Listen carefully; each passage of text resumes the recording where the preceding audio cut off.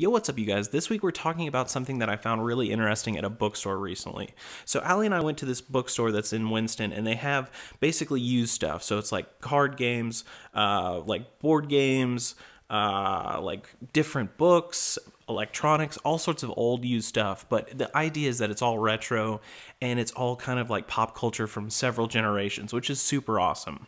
But in the very back of this place, they actually had a spot specifically for trading. So they had like basketball cards, baseball cards, old comics that you could trade, and also they had like Pokemon and Yu-Gi-Oh and stuff like that, if you remember all of those things that were super popular when I was a kid. And some of those are super popular now. But the idea is the fact of this, that we have this idea of trading, like a barter system, where one person and another person come together to create a value statement where one walks away with one thing that they want versus something that the other person wants that they have. So the idea of trading in photography is really interesting to me. So I wanted to talk to you a little bit about three things that I think will help you when you're talking about trading your time, knowledge, and skills.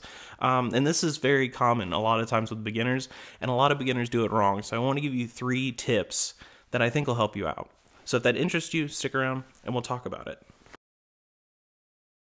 So when we're talking about trading in photography, one of the biggest things is the fact that we have beginners. So a lot of beginners end up in this situation where they've grown out of like the people that they're shooting. So we're talking portraits, we're talking models, we're talking fashion, things where you have like a dedicated subject to photograph. So a lot of the times when we grow out of that, we want to find new people. So we start cold calling, which is an old business term, basically talking about like sending a ton of messages and getting some back that actually agree to do whatever it is that you're wanting to do, right? So a lot of this is like kind of like old school marketing techniques, which is absolutely fine. That's a great place to start with this. But when we're talking about trading for pictures, we're moving beyond that. So we're saying that you've already sent out all of those messages. We've got all of the yeses that we're going to get, and we're going to do shoots with these people. So the thing with this is the fact that a lot of beginner photographers make a lot of big mistakes, 3 major ones in my opinion, when starting into this. I think that trading for pictures, trading for prints, trading for time, your knowledge or skills, whatever for that of your models is an amazing way to do this, to like get your portfolio built, to actually get some paid shoots. I think this is a great way to start. But I think there's 3 major things that I think a lot of beginning photographers tend to make because they're new.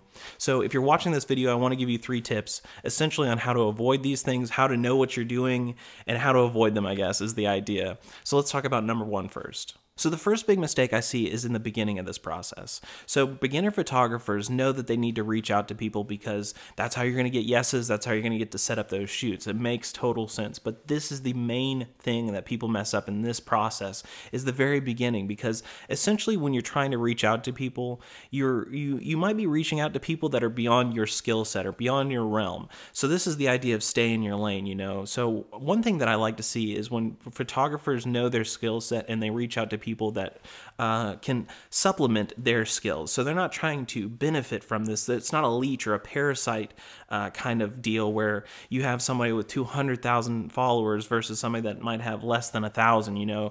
Like you want an equal value statement. And something like we were talking about with like trading Pokemon cards is the fact that like when you trade those cards, you both want something out of the deal.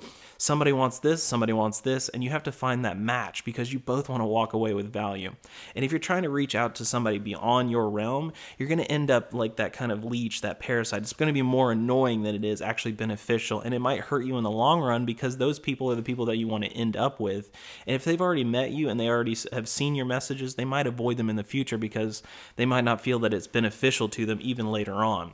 So this is something to think about. Like I said, don't not shoot your shot. Like I don't think that you should not take your opportunities when they come to you. I just think you should be very considerate when asking certain people. So it's not really based on numbers. I know I use numbers as an example, but consider this as an idea. And let's move on to number 2.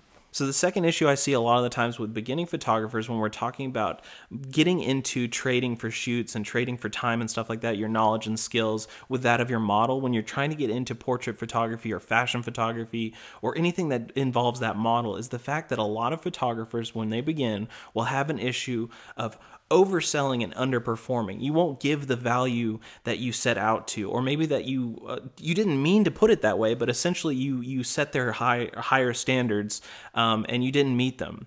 Now, a lot of the times where this comes from is the fact that you're not clear and concise when you're starting off the process. Again, a lot of this is like is front loading when you're talking about creating a great atmosphere for your photo. Like, you might come out with a great photo, but if you don't set it up completely, you're still going to end up with negativity towards the end. I think when you have to like talk to that model again, and when you're wanting to set up another shoot with them, even if you had a great photo and you didn't front load some of this information, they might still have negative comments as far as that goes. So to avoid all of that, I think the best way to do this is to be clear and concise in what you're saying and what you're going to do.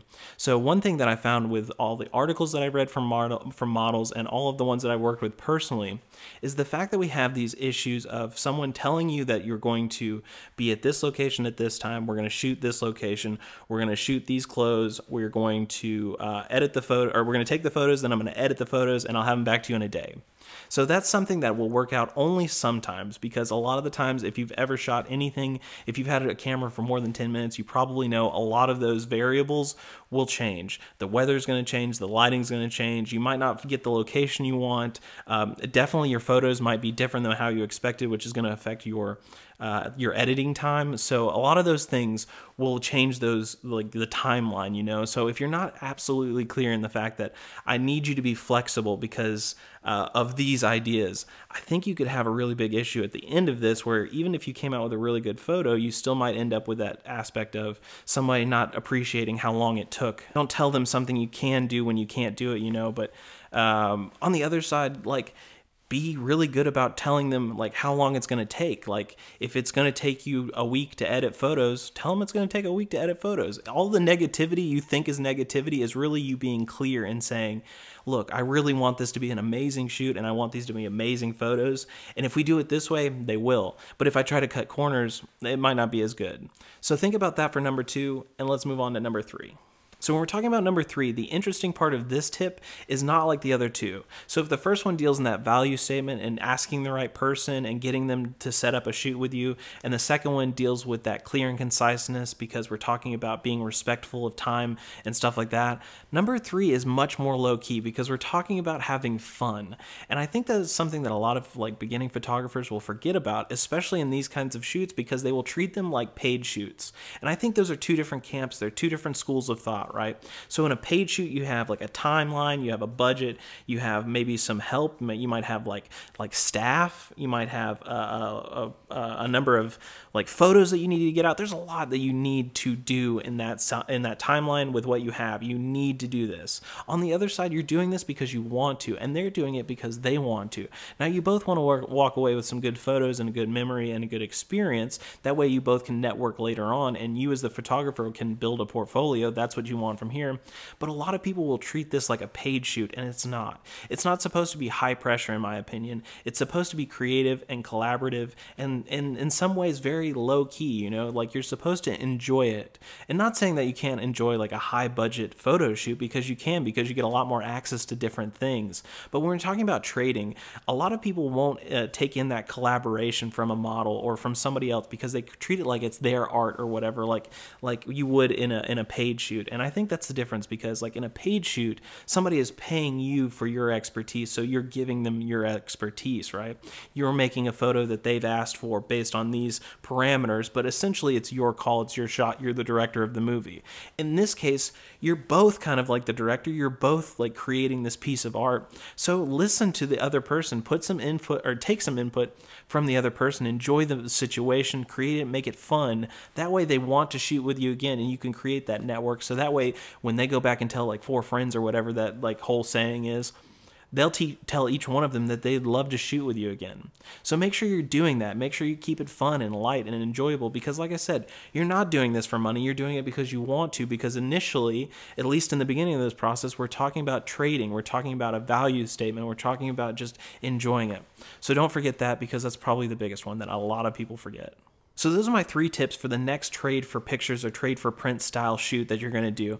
I hope you'll implement all 3 of these because I know they'll help you out. I know they've helped me out, so that's why I wanted to share them with you guys. And beyond that, I hope you will also leave me a comment down below letting me know that you did try these 3 things and that you implemented them, and let me know how they go. If they went really well, leave me a comment. Tell me the whole story. If they didn't go well, tell me where it messed up. That way maybe we can have a discussion about that either in the comments or in the next video. It might be something that I could really help you on or help a lot of the community on, because I've had a lot of issues with a lot of these things. Therefore, that's why I'm giving to you now. Also, if you want to, I hope you'll hit that thumbs up button and let me know that you like this style of content, that you like these ideas, and that they help you out. And also, if you want to stick around for more, I have tons more content coming out. There's plenty more on the channel I hope you will check out as well. So hit that subscribe button, letting me know that you want to do all of those things as well. But beyond that, I'm going to hit you with my typical I'm going to peace out, and I will see you guys in the next one. Go out and trade your time. I know it'll help you out. See you guys.